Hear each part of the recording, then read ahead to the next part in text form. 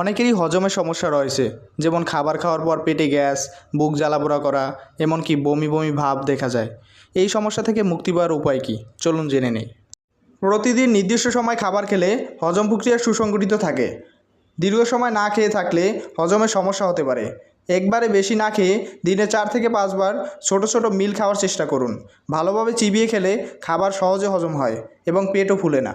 শাকসবজি, ফল, oats, brown rice, ছোলা কোষ্ঠকাঠিন্য দূর করে, হজমে সাহায্য করে। দিনে অন্তত 8 গ্লাস পানি পান করুন। খাবারের 30 মিনিট আগে বা পরে পানি পান করুন। খাওয়ার সময় বেশি পানি না খাওয়াই ভালো। দই, ঘোল, ছানার পানি এগুলো অন্ত্রের উপকারী ব্যাকটেরিয়া বাড়িয়ে হজমে সহায়তা করে। আদা, জিরা, মৌরি ও পুদিনা এগুলো হজম শক্তি বাড়ায় এবং পেটের গ্যাস, বদহজম কমায়।